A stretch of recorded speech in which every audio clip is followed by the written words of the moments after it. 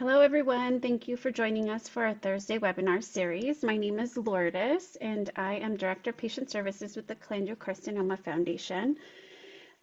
Today's webinar is on histotripsy, and I would just like to remind everyone to please enter any questions that you might have into the chat or the Q&A, and to please put questions or type them in a more general manner, just because our presenter cannot address very specific questions on your particular case.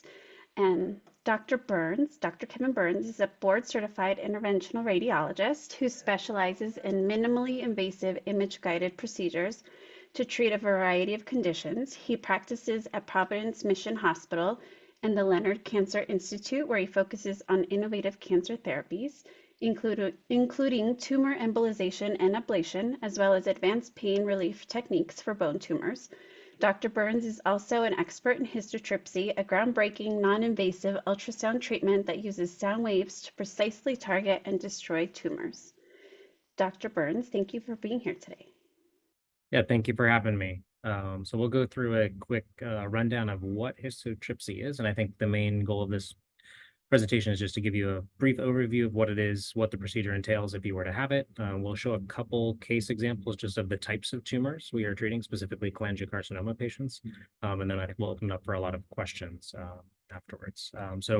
As we stated, so I'm an interventional radiologist. So this procedure, and I'm assuming most people with cholangiocarcinoma have come across an interventional radiologist at some point, whether that was for a biopsy, a port, Y90, ablation, taste. There's a lot of procedures we do.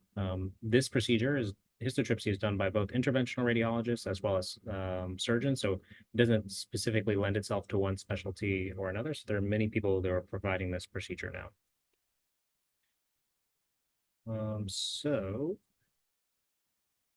Histotripsy is a novel mechanism of action that mechanically destroys and liquefies tissue, and it causes instantaneous cell death. So this differentiates it from other therapies that you may think of, like SBRT, proton therapy, Y90, microwave ablation, where those all use radiation or temperature.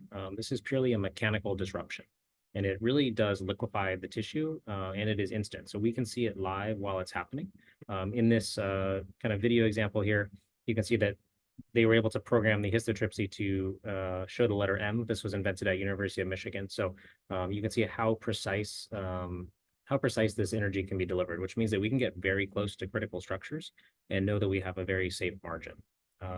And so again, this is a non-thermal technique, and it's also non-invasive. So there are no incisions, there are no needles. This is done in an operating room, but otherwise it's similar to radiation, where you kind of lay on a table and have a treatment done. This is the Edison system. So this was invented or developed by the company Histosonics. They're currently the only company providing this technology. And so this is the device called the Edison that houses all the energy. This is the treatment head over off on the right, and that has an ultrasound inside of it. So we can see where we're see the tumor. So we target the tumor with this, and then this whole treatment head has a big array that sends all of these histotripsy sound waves into the tumor to only destroy it at a very small focal point. You may have heard of other ultrasound-based therapies such as HIFU, so high-intensity focused ultrasound. That is different from histotripsy. It's similar in that it uses ultrasound, but that's actually temperature dependent. So it exploits properties of ultrasound to heat up tissue. So it still heats it up and kills it with thermal ablation. And there's a lot of difference in the physics on how these work. But again, that would be more of a thermal process, similar to like a microwave ablation. Whereas histotripsy is purely mechanical. So it's very low duty cycle, meaning during the therapy, almost always the energy is off, but it sends in very high amplitude, high pressure sound waves that are in very short microsecond pulses in order to destroy the cells. So what happens is there's endogenous gas or air throughout your entire body. So these waves go in and they rapidly expand and contract the air bubbles, and it basically just destroys and pulverizes these cells instantly. So once the histotripsy energy is applied to a specific point in the tumor, that is instantly killed. So it's not something we have to wait, like radiation, to wait in the future to see if you have a response. We know the tumor is killed right away. The device, which you can see here, this is kind of what the procedure room setup is like. So there's going to be a little video that's going to play here. So this is done in an operating room. And so the physician has this console that basically everything is controlled. This is the treatment head that comes down. And we use the ultrasound built in order to find the tumor. I'll just pause it here. So if you were to have this procedure, so this is the water bath that sits on top of you. As you can imagine, if you've had an ultrasound before, they have to put that gel on the ultrasound machine. That's to get rid of any air gaps between your body and the ultrasound. So ultrasound does not transmit through air. And so this is just water that is degassed. So they run it through a machine to take out all the air from the water, and that allows the energy to go through the water directly to the tumor without any air in between. And so we use the built-in ultrasound to target the tumor. We kind of map out how big the ablation needs to be, where it needs to go, and what you're seeing here, so that the doctor can change how big the ablation needs to be. And on this image here, this was an example of fusion imaging. So we can take your MRI or CT that you have, and we can actually fuse it with the ultrasound. So if there's a tumor that we can't see on ultrasound, or it's a very difficult location, we can use this fusion to help us guide us in the correct location. And this is all done on the machine itself. And as you can see, next, we basically go through, start the treatment, and this goes through the pre-planned program. So this would just be an example of the tumor volume that we mapped out, and the robotic arm removes throughout this water bath in order to deliver histotripsy to all of the points inside of this sphere. The histotripsy energy really affects a very small point. It's about 3 by 3 by 6 millimeters, so about the size of a grain of rice. And that is moved through the tumor in order to completely liquefy it, as well as a margin, if appropriate. And this is monitored in real time. We can see what is being treated live. And this is an example, kind of this robotic.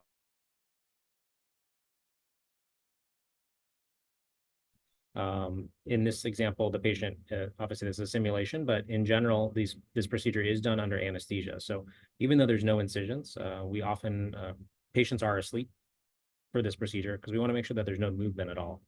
If we're trying to target a precise tumor, we want to make sure that every time you take a breath, the liver does move. So we want to make sure that's consistent, and we can actually even slow that down if needed during a treatment to make sure that we treat the area that we want.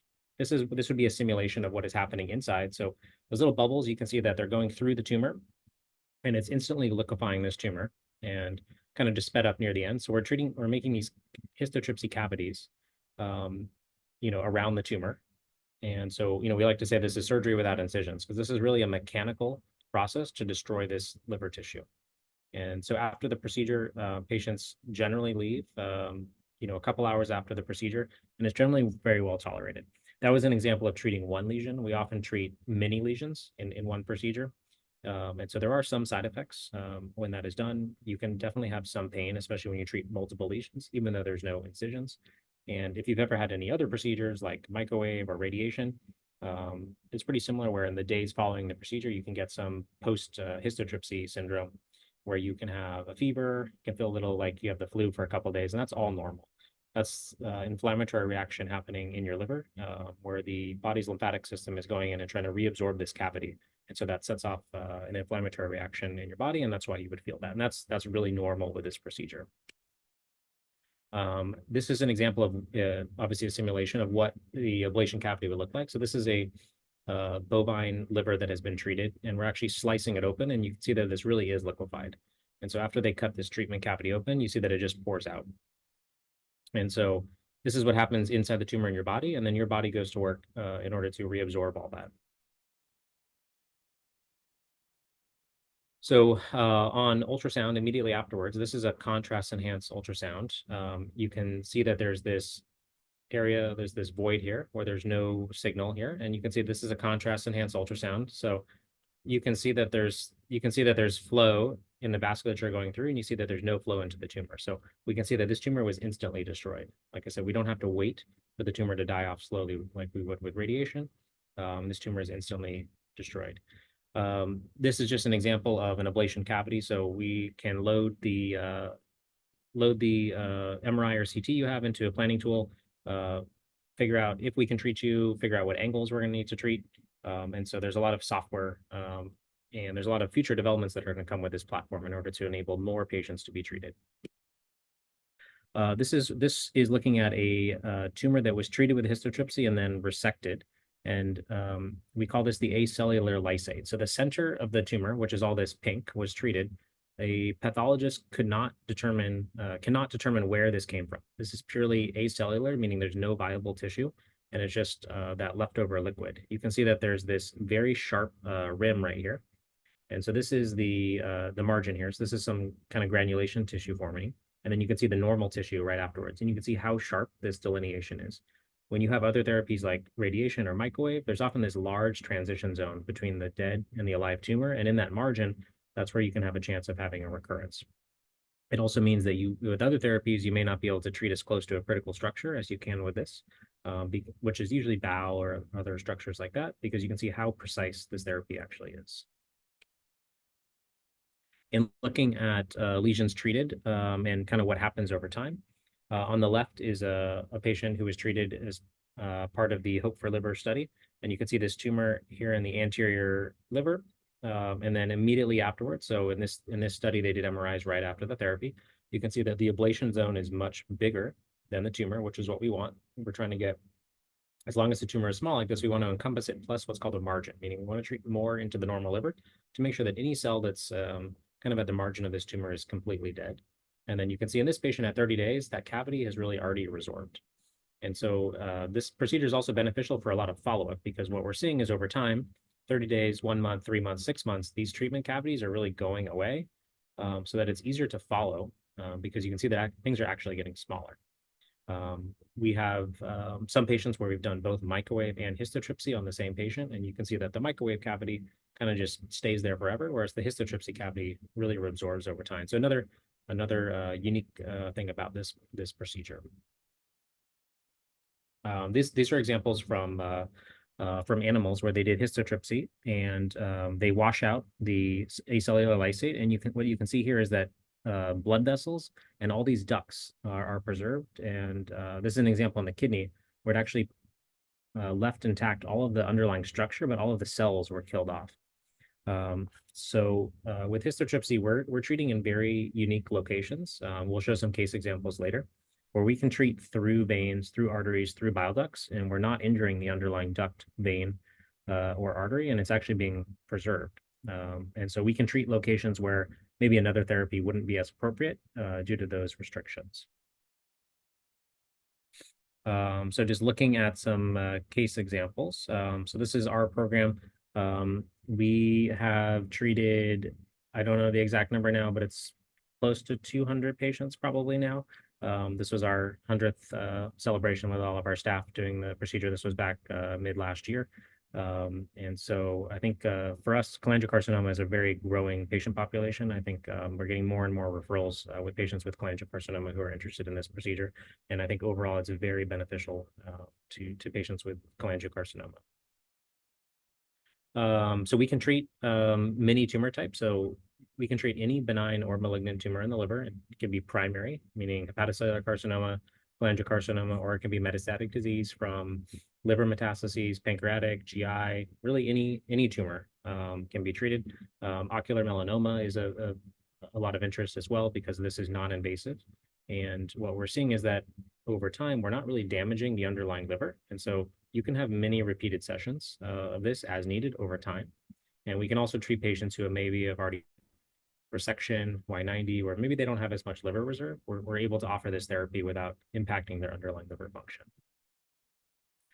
So there's a lot of ways we can use this in, cholangiocarcinoma specifically. If you have one primary tumor and it's small enough, the goal, we could try to treat you with curative intent, meaning we're trying to kill every tumor cell that we can see, get a margin, and have that never kind of come back.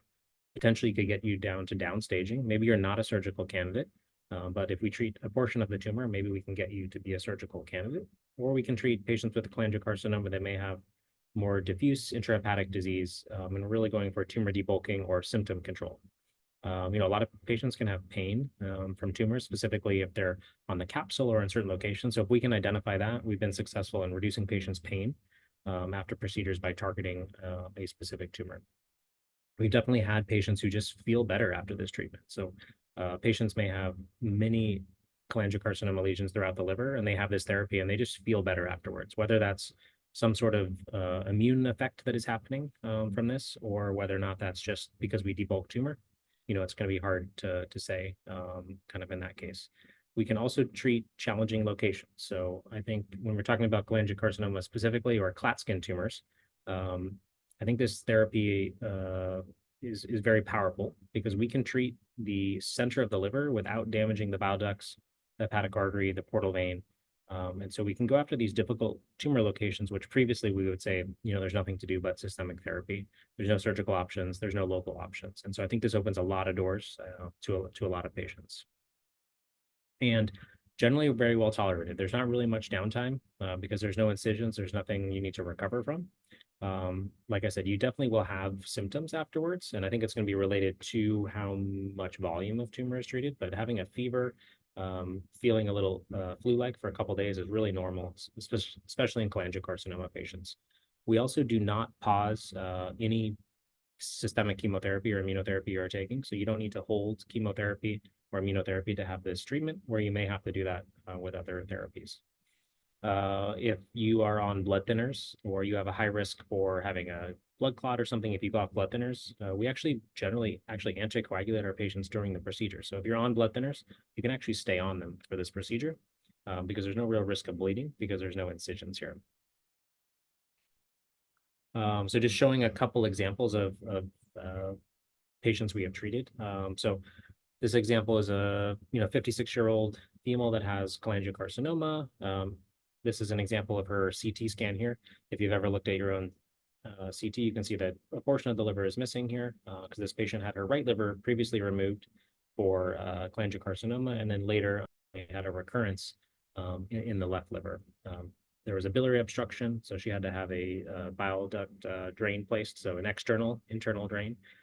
So it goes through the skin, through the liver, into the bowel, and the patient kind of exhausted a lot of systemic therapies, was having a lot of side effects, and kind of learned about histotripsy, so was interested in this procedure. And the goal was really, treat as many tumors as we can, try to debulk the hilum, or where the occlusion is of the biliary system, to see if we can maybe help her get rid of the drain potentially. And so we have treated this patient several times, but just looking at more images from our CT scan. So looking on the left here, this is higher up. So anything that's more darker here, these are tumors in the liver. And I'm just showing some example ones that will show that we treated later. But you can see that there's tumors kind of in multiple locations. This is center image here is what's called the coronal. So we're looking at the patient from the front, the heart's at the top. And you can see there's a lot of tumor cells kind of right here in the hilum, but there's also other cells throughout the liver, which are demonstrated here. So this patient had histotripsy. She's actually had histotripsy 3 times. So the first session, we treated 3 lesions. Patient was relatively asymptomatic, other than the expected, fever on the day after the procedure. We did a second histotripsy 1 month later and treated 5 lesions, including in the hilum of the liver, which is the center. And at that point, patient was actually able to have her biliary drain downsized from a 14 to a 10 French because there was less compression. So that was actually pretty beneficial to her because the tube is much smaller. It causes a lot less side effects. At that point, also, her tumor marker had dropped from 150 down to 75. And again, this patient was not doing any chemotherapy at this time. And then we did another histotripsy about a month later, and we treated even more aggressively into the hilum and treated 6 lesions. This was subsequent to this. The patient has been doing quite well. The tumor markers have slowly started to come back up again, so we're actually going to schedule another histotripsy in order to go back after these lesions. And again, I think we treated this patient about a year, maybe in March of 2024. And so we have given this patient pretty great quality of life, and obviously in a disease state that's more unfortunate. But we've been able to go after many lesions, and it's been done safely. This patient has half of the liver, so we always want to make sure that we don't cause liver failure or something to get worse after any sort of procedure. And so if we look at some of these lesions we've treated, we just look at one lesion here. You can see this lesion here. This is the MRI prior to treatment. You can see 1 month later, it's smaller. It has less enhancement. And then at 3 months afterwards, you can see it's really just turning into this black dot. So this would be consistent with complete response, where we're really treating this tumor and it's going away. If you look at some other tumors, so here's another example right here. And then 1 month later, you can see that we've treated the center of that tumor, you can see that it doesn't enhance and it's significantly smaller than the other one. Another target tumor that we treated was right here. And on the follow-up, you can see that it's this black hole. And so that's consistent with a successful procedure and what the goal of this therapy is. Some more lesions we treated. So you can see that we can treat multiple lesions either over time or all in one session. And then these are getting up more by the hilum. So this is an area of tumor right here that we treated. And then on the 1 month MRI, you can see that that area really is liquefied. Kind of one of the benefits to this procedure, which still needs a lot more kind of data to prove out, is that because this is not thermal and it doesn't use radiation, the liver's lymphatic system reabsorbs all this liquid. So there is a potential that could stimulate your body to recognize some tumor protein that maybe was hidden in the past. And so in this patient, as you can see here, this was prior to any therapy. You can see that there's lesions all up in the top of the left liver here. 1 month after her first treatment, you can actually see that those are getting smaller, and these lesions have not been treated with anything. And then even 1 month later, so about 4 months after her first treatment, you can see that these lesions are really regressing. And again, these lesions were never treated with histotripsy, and this patient is not taking any chemotherapy. So we think that this patient has an example of of having this immune effect where the histotripsy is actually helping the body learn to recognize a tumor and potentially can treat lesions that we don't even treat. So that's one of the benefits of this procedure that we don't really see with any other therapy. Again, this does not happen in every patient, but I think it's happening frequently enough that I think that there's, I think it's a real thing. And I think we're seeing it pretty, I would say, in my experience with cholangiocarcinoma, I feel like this is more common than in other tumor types. Thinking about a different type of patient. So this patient has not had surgery. This is a 59-year-old male that has metastatic intrahepatic cholangiocarcinoma. So you can see on these pictures of the CT here, there's lesions throughout both lobes of the liver. This patient is not a surgical candidate for that reason. He is progressing on standard line therapy and was switching over to a targeted therapy. This patient was very interested in histotripsy to see if they can induce this abscopal effect or this immune effect where we can treat one tumor and all the tumors respond. This patient traveled from, basically across the world to come have this procedure. The day of the procedure, the bilirubin was actually 5.9.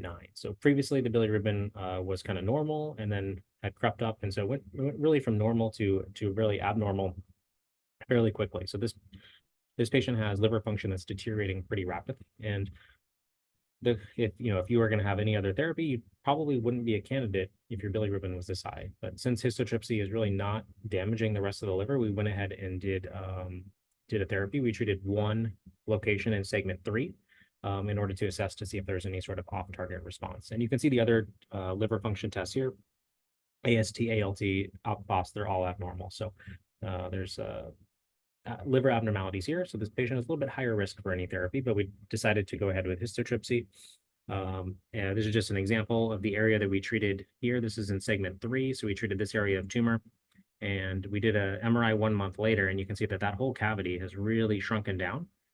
We treated a 4 centimeter volume here, and you can see this is really shrunken down to about 1 centimeter now, and that there's no enhancement. And when we got labs 1 month later, the bilirubin was now normal. It was 1, and basically the AST and ALT are normal now. So if you go back, they were in the 200s, 100s, and now we're down to 43 and 28. Trending the tumor marker, so you can see that this is a graph of the CA19-9 level, and you can see that it really started escalating. And then the histotripsy was done right here, and you can see that really rapid drop in the CA19-9 after this therapy. Pre-treatment images are on the top row here compared to the post-treatment. So there was a large area of tumor here on the right liver, and you can see 1 month later. Again, this was not treated with histotripsy. This patient is on systemic therapy though. This lesion really regressed. And you can see another lesion in the anterior left liver here was 3 centimeters. It went down to 1.6 centimeters. And again, these lesions were not treated with histotripsy. And just another example here. And so this patient has significant reduction in non-treated tumors 1 month post-therapy. I think I missed a slide, but I'll get to it later. So just another example of maybe tumors that wouldn't really be offered any other therapy. So this is a 63-year-old male with cholangiocarcinoma or a Klatskin tumor that was diagnosed just earlier, a couple months ago in September of 2024. And he's currently on standard line therapy with Gemcis and durvalumab. This is a image of the CT, and you can see here, he has 2 biliary stents in place. So this tumor is causing a biliary occlusion. The tumor is really this area here that's a little bit darker. And so this patient was interested in histotripsy because there weren't really any other options other than chemotherapy for this patient at this time. So this image on the right is an example of what we're seeing during the histotripsy. So this is the ultrasound. So this is the liver all here, and our kind of red and orange. These are we try to get the tumor inside the red, and then we can add a margin on of how big we want to ablate besides that. I'm a radiologist, so I'm used to looking at all these pictures, but this is one of the stents right here. Here's another stent right here. And we kind of know we need to target the center of the stents, which correlates with where this tumor is. So even if we couldn't see the tumor that well, we can target where the tumor should be based on the location of the stents. And we can actually treat right through the stents, which is what we did here. This case was just done recently, so I don't have long-term follow-up, but this is a CT scan done immediately after the procedure, and you can see that we targeted the correct location. So we have a bigger ablation cavity than the original tumor surrounding the stents. And just want to show an example here. It's harder to make out, but you can actually see the left hepatic artery is open and it runs right through the treatment cavity. So we treated through the left hepatic artery, which caused no injury to it. It's still patent. So we can get into more dangerous locations here. You can see the portal vein is still open, and so we're able to treat very, very central. This is an example of a coronal image. So looking at a patient from the heart, the heart is up top, and this bright white thing is the biliary stent, and you can see that our treatment cavity here really surrounds this biliary stent. Just another example of a recent treatment. This is a 70-year-old male that has cholangiocarcinoma. This patient had a prior left hepatectomy and now has a recurrence kind of at the surgical margin, actually has an external biliary drain in place because of the biliary occlusion from this. And so you can see this very small tumor here that has occurred right next to the surgical staple. So this is where the left liver was removed, and there's this recurrence right here. Looking in a coronal view, so the head is up top. The tumor is really this right here. So this tumor is right on the surgical margin. There's intestines right here, or bowel, and there's a portal vein right here. So this is a really difficult location to offer any other local therapy. And again, this is what our intraoperative image looks like. And so we can localize the tumor based on the veins. This patient had a biliary stent in place, and so we can use that to help localize. So again, this is where we elected to deliver our energy. And then on a CT scan done immediately afterwards, you can see that we have an ablation cavity here in the expected location of the tumor, and it's bigger than the tumor, which is what we want, because we're trying to get a margin, meaning we're trying to get more than just the tumor to make sure that we get the whole thing completely. And then looking at the front, you can see that we treated right up to the surgical margin here, and it doesn't look like there's any injury to the bowel that's right next to it. The vein is still open, and we basically treated right through this stent, and it doesn't look like there's any issues here. I think that's all I've got. I want to open the rest up to questions because I know there's probably a lot, and I can answer maybe not specific questions about your case, but maybe in general, if you have any questions. Yes, thank you. We have quite a few questions that have come in, and some have been answered, I think, through your And I'll presentation. say back on this case, I think I accidentally deleted this slide. This patient here actually just got a liver transplant last week. So this patient was previously unresectable, nothing to do. And this patient just had a liver transplant because we got them down into transplant candidacy. That's amazing. Thank you. So can histotripsy be done on a liver tumor that has had SBRT? Yes, yeah, we have treated patients who have had SBRT, and we've treated the same tumor before. That doesn't seem to be an issue. We've treated patients who have had Y90 to a tumor. You know, Y90 embeds these either resin or glass particles inside the tumor. We haven't seen any issues related to that. So I don't think any other prior therapy would really exclude you from this. It's going to be more based on the location of the tumor and really the size. Okay. Most areas of the liver can be treated. There are going to be some tumors where this is not the best option for you. And, you know, the doctor that talks to you is probably going to tell you about that. We generally try to have every patient come in and have an ultrasound so we can actually determine whether or not we think we can actually see this procedure. Because again, we don't want to bring you in for a procedure and then end up having to not be able to do it. Lesions at the very top of the liver, so we call it the liver dome, are oftentimes very hard to see with this technology because, as you can imagine, the lung sits right on top of the liver, and we can't really see through the lung. So, you know, in the and there may be some, software and hardware changes that happen in the future that allow that to do that. But there are some lesions this is not the best treatment for, and your doctor would let you know that. Are there any kidney issues or ascites that may develop?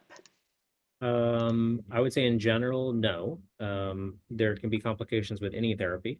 Um, I think if you ablate or do histotripsy of a large volume of a tumor, there are temporary urine changes that can happen, and that could lead to some renal insufficiency, meaning that there are some patients where right after the procedure, their urine can be dark, and that's something that's being processed, from the histotripsy, and you're basically urinating it out, and so that does happen. We want you to stay well hydrated. I would say in general, that's all self-resolving, within a day or two. But everyone can have a unique situation. Regarding ascites, so we're not really impacting the underlying liver function. There are patients who get ascites. We have patients who have ascites resolve after this procedure, or people who get ascites. For example, in one of those cases, we showed the patient that got a transplant because of how much tumor destruction there was outside. It really caused a lot of scarring in the liver, similar to like if you had more cirrhosis. And so that patient did develop ascites after the procedure, but that was kind of mild and wasn't really a kind of a bothersome issue. But that's something that can happen. That could be temporary also. If you treat a tumor and you are having some reaction in a good way, I mean, you could have some swelling of the liver, which could potentially cause some ascites, and hopefully that would resolve over time. But in other therapies, like say you had ascites, generally you wouldn't get offered Y90. That's a contraindication, but that's not really a contraindication at this point, just because it's not really damaging to the entire liver. Okay. Can histotripsy be used alongside FOLFOX, or would it be better to use with immunotherapy? So yes, it can be used alongside any systemic therapy. And so I would say the best systemic therapy to use alongside this is the best systemic therapy if you weren't going to do this. So if your oncologist thinks that FOLFOX is what you should be on, you should be on that while you're doing this. We don't have kind of any data on certain immunotherapies that may enhance the properties of this procedure. That will come over time. We're trying to enroll a lot of patients into some studies so that we can follow you over time, so we can get a sense of which patients have the best response. Maybe there's a certain chemotherapy or immunotherapy that is helping that, but that's something that's going to come with a lot of time. And every patient that's getting treated now, we're learning. So we change. How I was treating a year ago is different than how I may treat now, and we're kind of capture all this data so that we can provide some more information for this. But that's probably still going to be kind of years away on that sort of thing. But if you have any targeted mutations, you can go on those therapy and get histotripsy. I mean, I've had a patient get chemotherapy in the morning and had histotripsy in the afternoon. There's no hold time here. Okay. Can histotripsy be given to a tumor near or at the porta hepatis? Yes, yeah. So I think that kind of we showed that case example. I think that that's why this procedure is very unique. We can treat in dangerous locations in the liver because we do not damage the arteries or veins or bile ducts that may be present. Each case is unique, so it'd have to be evaluated. But I would say when you don't have other options, when it's in the porta hepatis or what we call the hilum, I think histotripsy is a very good option for those patients because you can treat these dangerous locations. And we've done, many patients have been treated that way. Have tumors been treated outside of the liver at this time, such as metastasis to the lungs or in lymph nodes at the bile ducts? Sure, yes. So I'll address lung first. So this technology doesn't really work through air. So the lung is mostly filled with air. So there's no lung tumors that have been treated. There could be future developments, but nothing currently. The machine is designed to treat the abdomen. So we are treating kidney tumors as part of a trial right now. So that's called Hope for Kidney. So that trial is still enrolling. And that is to treat primary kidney tumors with this. And there have been other tumor locations treated generally in the abdomen. Due to the size of this water bath, as you can imagine, and the size of the treatment head, if you had a tumor that was very superficial, like in a lymph node, like in the armpit or the neck, this is just too big. It wouldn't be able to treat that superficial, but anything in the abdomen is in theory possible to be treated. The current indication is liver, And then kidney is currently in development, and this will expand to future locations as time goes on. Is histotripsy considered curative? So that's going to depend more on the underlying disease first. So if you have one, if you have, let's say you have a few small tumors, at that point, that's already metastatic. So at that point, there may be a tumor somewhere else that's just waiting to grow. But if you had one tumor that was 2 centimeters, the intent of this would be for curative intent. So we would try to encompass the entire lesion with a margin at that point in order to make sure that this never comes back. This is a newer procedure, so we don't have 10 years of follow-up data like other procedures may have. And so we can't say the very long term, but we do have, long-term 1-2 year data on some of the patients. So I would say the goal for a small lesion is always curative intent of that lesion. But whether or not you're able to be cured is going to depend on, the underlying disease process of how many tumors you have.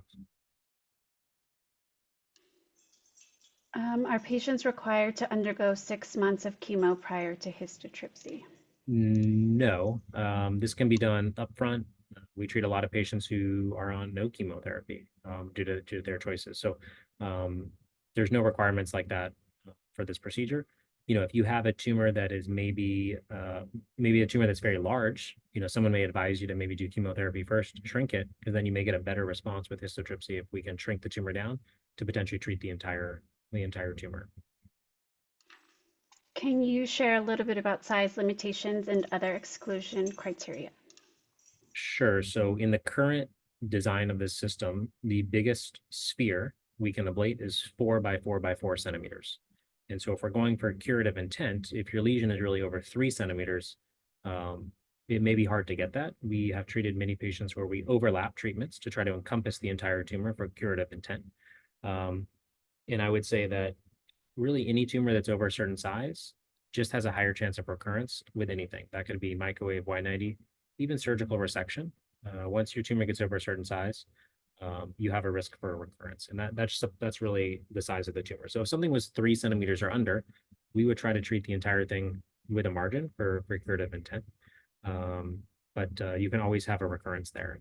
We can partially treat tumors as well. So in certain patients may have a lot of pain related to a large tumor. And we can actually treat multiple areas inside of that to start shrinking that down, and that can help with pain. You may be a patient that has a clot scan or a large cholangiocarcinoma in the center of the liver. That could be 10 centimeters. No procedure in one procedure is ever going to be able to treat that much tumor volume. And so this can be staged where we go after maybe the left side of it, wait 1, 2, 3 months, and then we can go after the right side, just try to start shrinking this down over time. Benefit of this is we're not really seeing damage to the underlying liver, so this can be repeated. So if your tumor is in a dangerous location, we can always treat part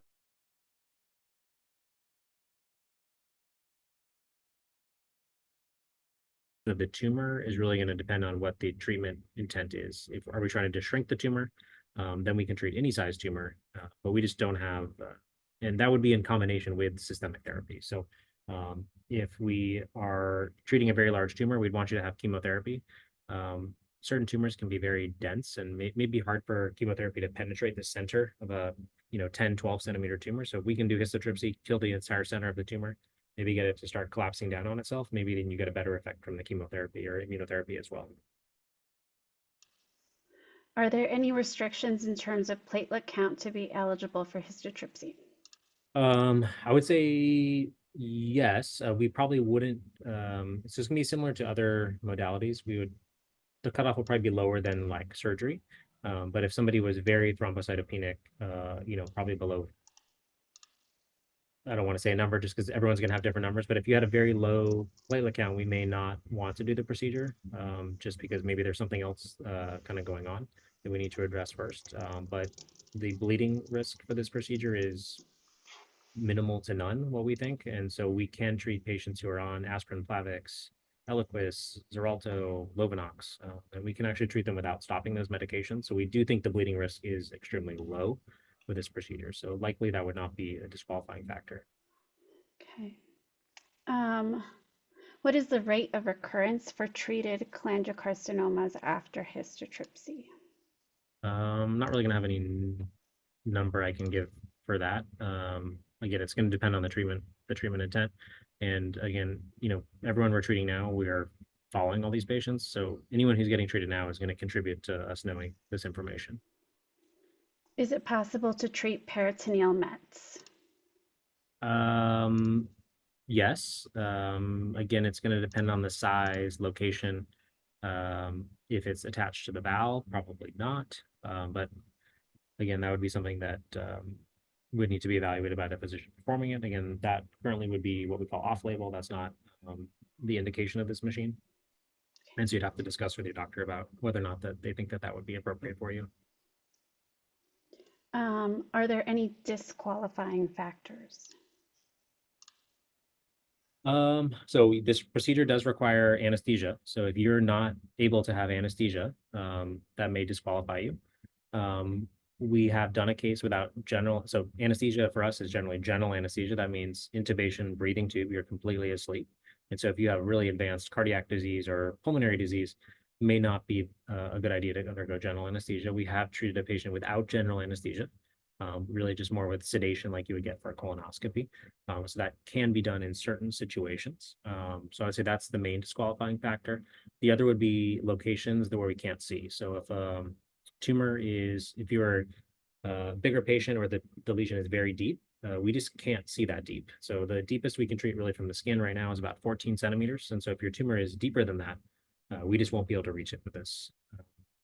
The other would be, like I said, maybe at the top of the liver. So segment 2, which is like kind of the top of the left liver, or maybe segment 7 and 8, if they're on the top of those, like kind of on the diaphragm, either touching the heart or the lungs, that may disqualify you just because we don't think that we could safely treat the lesion.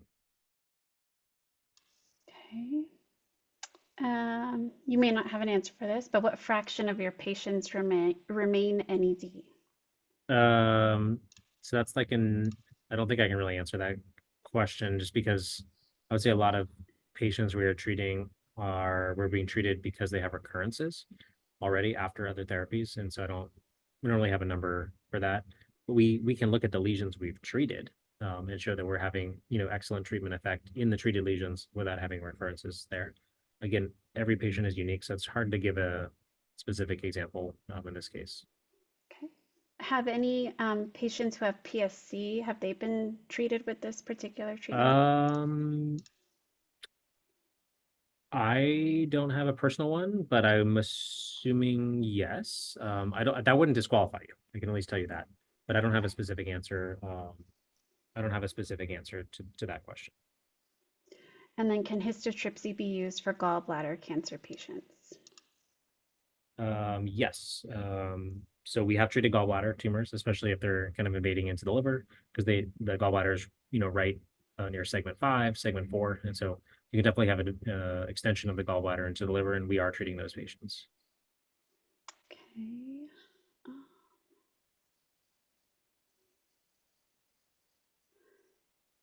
You may not have an answer for this, but what percentage of patients show the associated reduction in size of tumors not treated? Again, I don't know if I want to give a number on that because it's still early, and like I said, we're still every patient we treat now, we're collecting data on as well, but we are seeing it in patients. So, and I'm speaking only about cholangiocarcinoma now, not about other tumor types, but we have patients who may have diffuse disease. There's tumors throughout the liver. We treat 3 tumors, and the patient just feels better. So they'll say, when we see them at 1 month follow-up, they just feel better after the procedure, even though we may have treated such a small percentage of the disease. So does that mean that there's some immune benefit happening because their liver function tests get better? So it's hard to say. I think it's going to be I'll just say it's going to be a small subset of patients overall, I think. I would just say in our experience, I'm seeing maybe the highest signal in cholangiocarcinoma compared to other tumor types. That's all. Okay. There's a few individuals who've asked about that are from Europe who are asking, and I was told that there are no active trials in the UK or the EU at this time, but the Correct. company is working diligently to gain access through the European and UK regulatory process. So I just wanted to let you all know that. Histotripsy is covered by Medicare, and then the Yes. company's also working towards access into Canada in case there's any Canadians on the call. And then I'll say, we have treated many international patients. There's a lot of, and there's a lot of sites all over the U.S. So there's a lot of patients who are interested in this, who are traveling, from Asia, Australia, Canada, Europe. Don't think I've had a patient from South America yet, but I'm assuming it'll happen. But there's people traveling all over because there's a lot of interest in this therapy. And so if you're a European patient and or in that example from out of the country and you're interested in this, contact myself or some other hospital that you'd like to go to, and they can probably at least tell you if it's even feasible to do.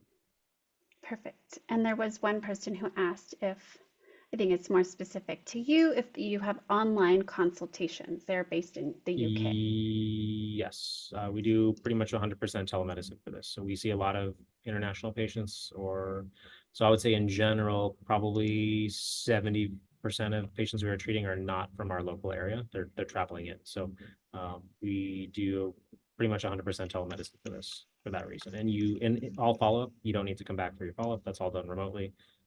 In general, when you're treated, this is going to rely on imaging afterwards to assess the treatment response. So if you have wherever you live, we'll tell you like we want an MRI or we want a CT at this time point, and then just send us the images, and then we'll do a telemedicine follow-up visit afterwards. Okay, perfect. I think you've answered a lot of the size-related questions on the tumors. Yeah, I'll say each patient's unique here. So so I guess talking about Europe, the pancreas trial is going on in Europe. So it's not cholangiocarcinoma, but if you know of anybody else that has a pancreatic tumor that's not resectable, there's actually a trial going on in Barcelona, Spain right now to treat pancreatic tumors. And that trial will come to the US later. So, as this expands to other organs, there will be other trials probably in Europe. But currently, pancreas is on trial in Spain right now. And that'll come to the US, like I said, later, hopefully, maybe this year. Is it possible to treat blood clots in SMA or other areas at the same time as treating the tumor? That is an excellent question. So I would say if you have a portal vein tumor thrombus, that would mean that some of the tumor has grown into the vein. Yes, that has been treated many times. And so that's something that is on label, and that's something that we are actively doing. That may be a part of treating the entire tumor. So say you have a 3 centimeter tumor and there's a piece growing into the vein. We would try to treat the vein portion and the tumor kind of all at the same time. I have a patient with hepatocellular carcinoma, so different cancer, that we treated a very large tumor, 15 centimeters with Y90, and that has shrunken down significantly, but there's still a very large or bulky portal vein tumor thrombus. And we've actually treated him once now on the left side, did great with those symptoms, and he's actually going to come back to treat the main portal vein tumor thrombus very shortly. And so that's something that can be done. If the thrombus is in the artery, that would be something different that usually is not going to be related to the tumor necessarily from that. So, but we can treat tumor thrombus in the portal vein. I've heard from some people a concern about cancer cells migrating from the tumor to another area. Can you speak to that? I can't say whether or not that can't ever happen or does happen. I don't think we have any evidence of that happening, so I'm not sure exactly. There's always a risk of things happening, especially when you have surgery and the tumor is cut, of things happening. In this, there's no incisions, and so as the histotripsy happens, it is instant cell destruction. So it's not like the cell is just irritated and we have to wait a little bit for it to be killed off. It's instantly killed off. And so I can't say that we have a case that I could show that were the case of something that happened. And kind of just talking about things, earlier where we're learning from every patient. So a lot of sites are participating in what's called Boombox, and that is a nationwide registry or we can enroll every patient we treat. And that just means that on our routine follow-up, 1 month, 3 months, we're just going to make sure that we collect all the same data on every patient, so that way we can, we can say, here's 500 patients treated with cholangiocarcinoma, and here's what happened. And so that we can get some more evidence on what the outcomes are for these patients. And I kind of touched on this, but if you have a bigger tumor, we do overlapping treatments, which we talked about. So if you have a big tumor in the center of the liver, the histotripsy treats 4 centimeters, but we can put 3 of those around to treat a very, very large area. And we may not want to get bigger than that, because that's when maybe you can have some situations where you could have a kidney issue or something like that, and that may end up being a stage procedure if we have to do many more after that.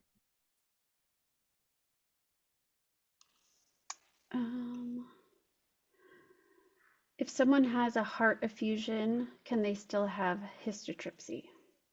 I would say yes, unless the heart effusion will compromise their ability to have anesthesia. Okay.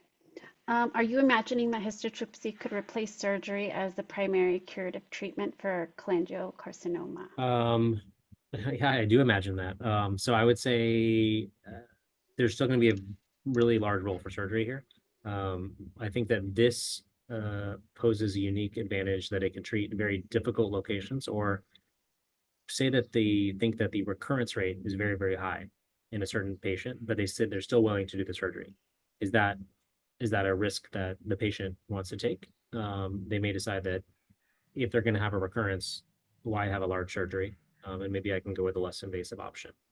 The procedure, like I said, can be repeated, and it's not really damaging to the normal liver. So if you've had surgery, probably they're not going to want to operate again. And so that's where histotripsy can play a major role.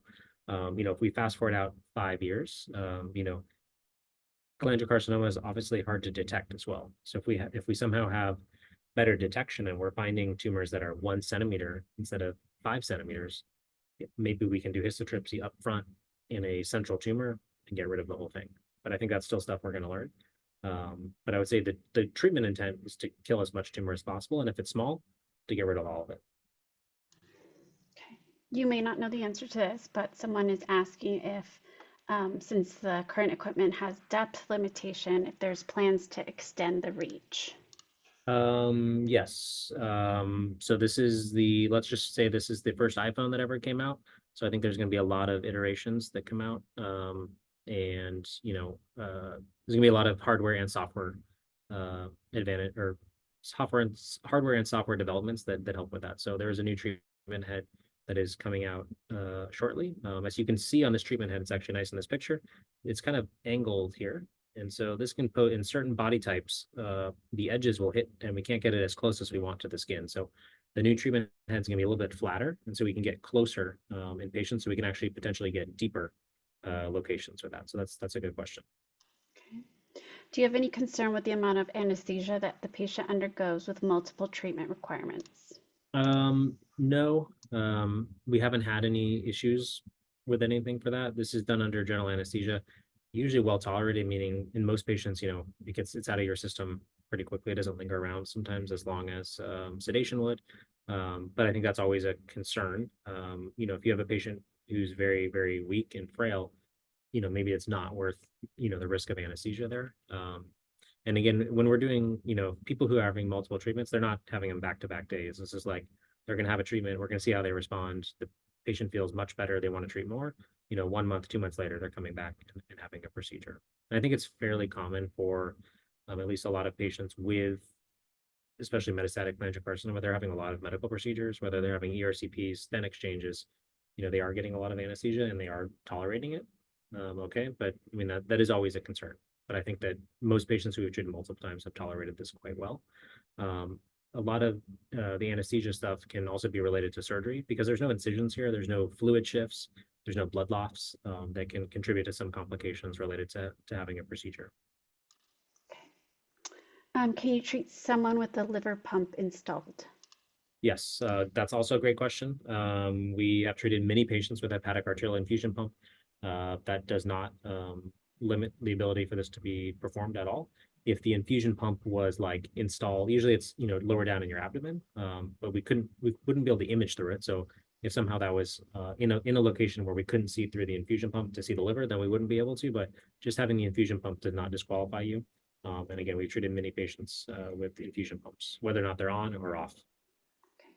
Do you have to wait after doing SBRT before doing histotripsy for the treated tumor?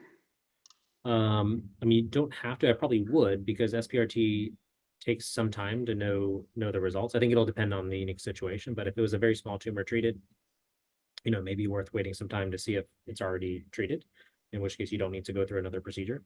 But if there's evidence of a recurrence in a site, that can be done, but there wouldn't really be any specific limitations to how soon it can be performed. How many lesions can you treat in one treatment? Well, there's no maximum. I would say that we're generally not treating, I'd say it's more of a volume issue. So if you had 5 tumors that were 1 centimeter, and if you had 1 tumor that's 4 centimeters, the volume is going to be probably around the same, even though you're treating 5 versus 1. So it's more of a volume thing, because when you treat more and more volume, the procedure can take very long.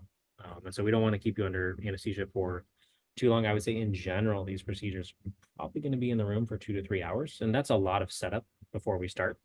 And some cases when we treat 1 lesion, it's much quicker, a little bit over an hour for everything. But I would say it's more of a volume thing, because treating a 4 centimeter sphere takes about 35 minutes. And so if we already do 3 of those, that's already over 90 minutes just of treatment that is happening. And so we may not want to keep you asleep that long. Okay. If a patient has had a Whipple surgery, are they eligible for histotripsy? Yes, that is also a good question. So we have treated many patients with Whipple surgery in the past, or hepatectomies, right or left. And so, yes, you're still a candidate. Whenever you have had a biliary intervention, a bile duct stent, a drain, or had a Whipple, you are at higher risk for complications related to any sort of liver-directed therapy. So the common bile duct, which drains the bile from the liver down to the intestines, has a sphincter on it. And it prevents the bacteria in the gut from going up into the liver. But once you've had a Whipple or some other surgeries or a stent, that is no longer intact. So bacteria from the intestines can freely migrate up into the liver.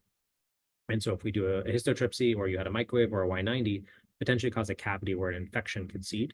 And so we are giving antibiotics to those patients. So in general, if you do not need antibiotics for this procedure, if you have a biliary stent, a drain, or you've had a prior Whipple, you do get antibiotics. Every institution is going to have a different regimen, but generally you start 3 days prior to the procedure and you'll continue for a total of 3 weeks.